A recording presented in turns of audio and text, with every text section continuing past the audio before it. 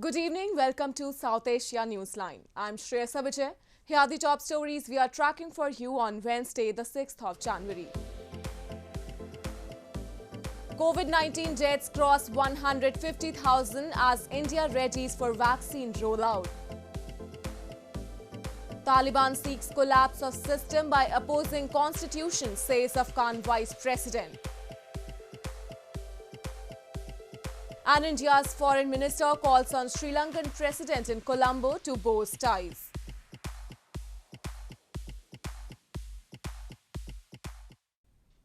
And now for all the details.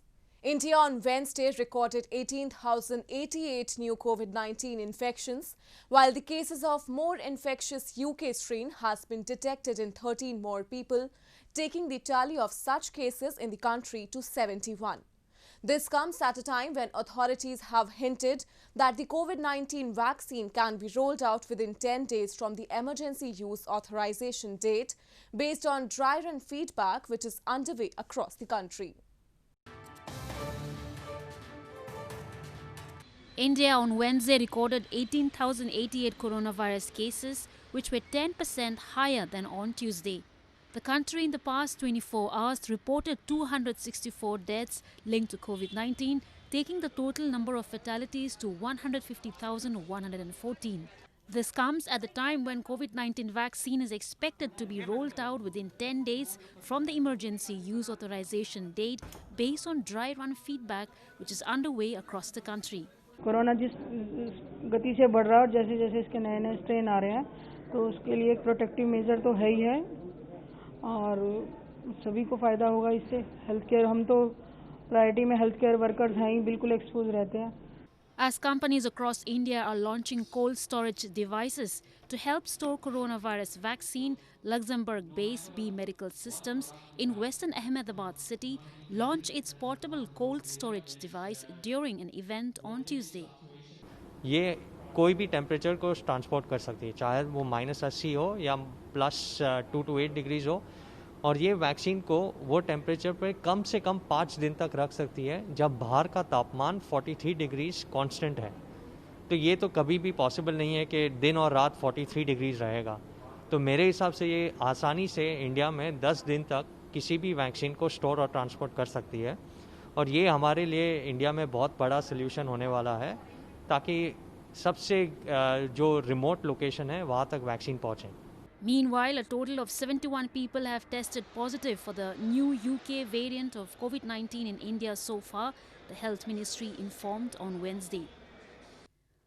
Over the new strain of COVID-19, British Prime Minister Boris Johnson has also cancelled his visit to India hours after he announced a fresh lockdown in the United Kingdom as thousands of people in the UK have been infected. Moving on, several Indian states have stepped up efforts to contain strains of bird flu after the deaths of thousands of crows, poultry and migratory birds in recent days. Southern Kerala, which has declared bird flu as a state disaster, has begun culling of chickens and ducks and imposed regulations on poultry business.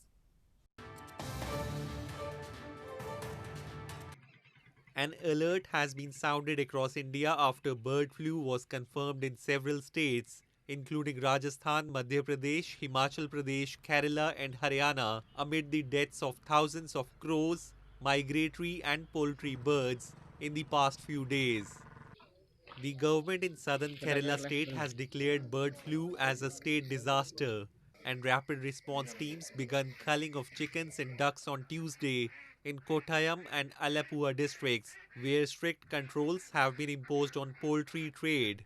Officials on Wednesday maintained that though the flu can transmit to humans, no such incident has been reported and there is no need to panic.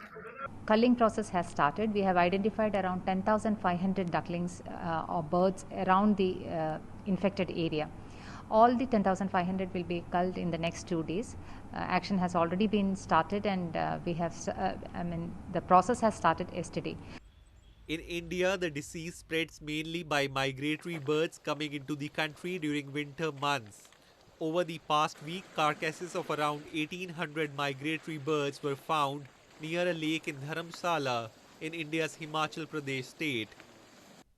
In news from Pakistan, The negotiations between the Pakistan government and the members of the Shiite Hazara minority to end their sit-in following the killing of coal miners in Balochistan ended in a stalemate on Wednesday. The protesters have refused to bury the dead until Prime Minister Imran Khan meets them and the killers are brought to justice. Members of the Shiite Hazara minority in Pakistan who have blockaded a highway in Quetta in Balochistan province with the bodies of slain coal miners since past 4 days have said they will not withdraw until Prime Minister Imran Khan meets them and the killers are brought to justice. Islamic State militants slit the throats of 11 miners in a residential compound near a mine site in Balochistan on Sunday. Thousands of Hazaras have since staged a protest arranging the coffins across a highway in the provincial capital Quetta. The protesters are refusing to bury the victims of the attack until demands, which include the resignation of the provincial government, are met. Afghanistan's Foreign Office said in a statement that 7 of the dead were Afghan and both sides were investigating the incident together. Balochistan Home Secretary Hafiz Basit said at least 2 bodies had thus far been taken to Afghanistan for burial. Hazaras have faced persecution by extremists in both countries where Sunni Islam predominates. Some Afghan Hazaras come to Pakistan for work in the winter, including at the coal mine in Balochistan. In news from Afghanistan, Afghan Second Vice-President Mohammad Sarwar Danish has said the Taliban's opposition to the current Constitution of Afghanistan is meant to cause the collapse of the system. The remark comes as the Afghan negotiators are resuming talks with the Taliban in a bid to end bloodshed and find a political roadmap for Afghanistan. Afghanistan's second Vice-President Mohammad Sarwar Danish has said that the Taliban's opposition to the current Constitution of Afghanistan is meant to cause the collapse of the system. In reference to the rumors about establishment of an interim government as part of the peace process, Danish on Tuesday said that such move was aimed to cause the collapse of the political system of Afghanistan. The present constitution of the Islamic Republic of Afghanistan was agreed upon by more than 500 delegates representing Afghan men and women from across the country. The constitution was formally ratified by then President Hamid Karzai at a ceremony in Kabul on January 26, 2004. This comes as Afghan negotiators are resuming talks with the Taliban in a bid to end bloodshed and find a political roadmap for Afghanistan. The stop-and-go talks come amid growing doubt over a US-Taliban peace deal brokered by outgoing US President Donald Trump. Moving on to news from Nepal. Air quality in Nepal's capital, Kathmandu Valley, deteriorated to hazardous levels this week, fueling concerns about respiratory complications, especially among the elderly, children and COVID-19 patients.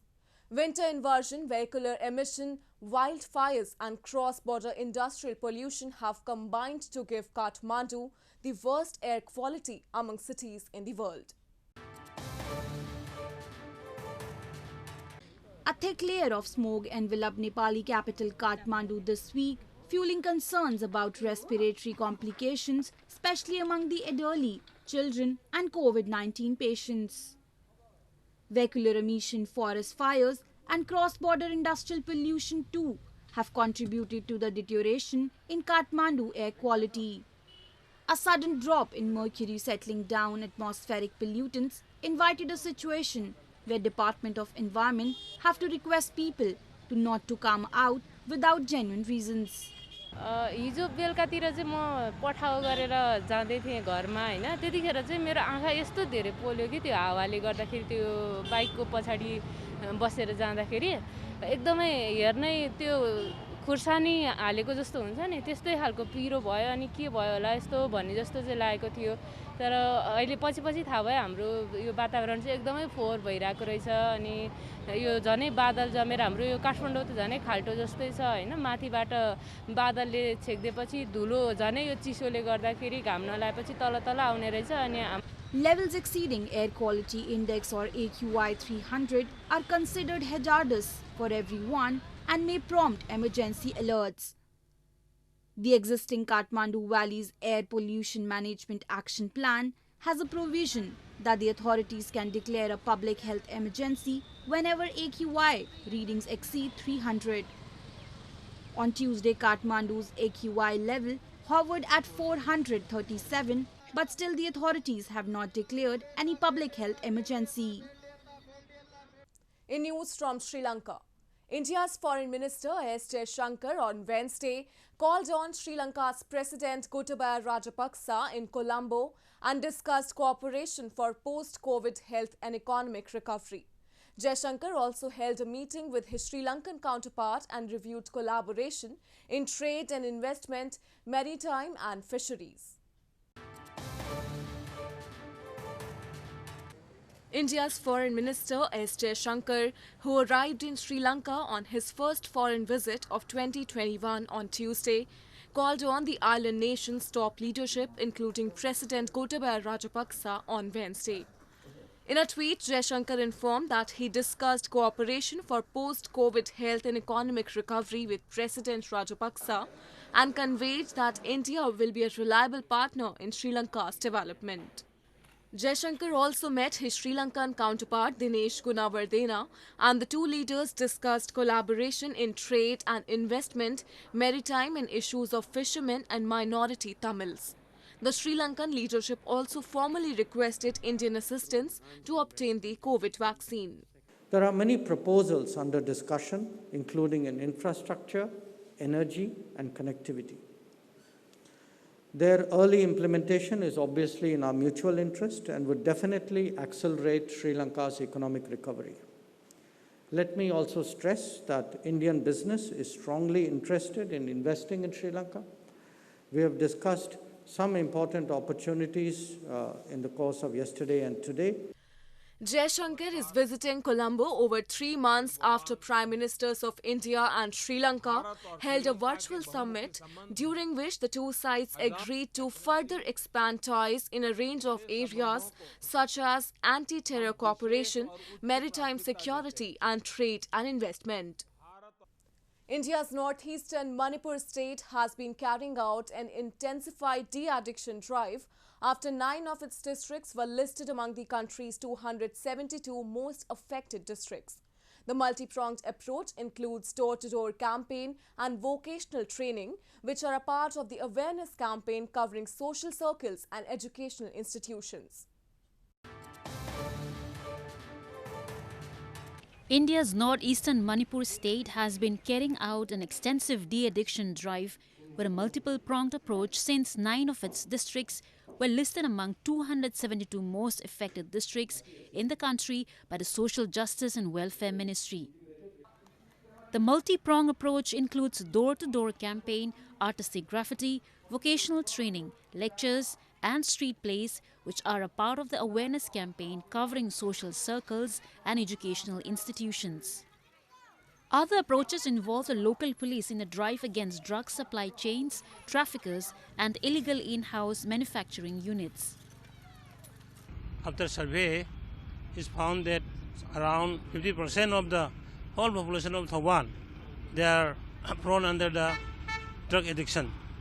That is why Ministry of Social Justice and Empowerment also has selected this district among the 272 districts of the country, that it should be implemented, the campaign. A serological survey program in 2019 revealed that Manipur was among the top 10 states of India dependent on alcohol, and the substance abuse ranges from tobacco products to marijuana, opium, codeine cough syrup, pseudoephedrine among others.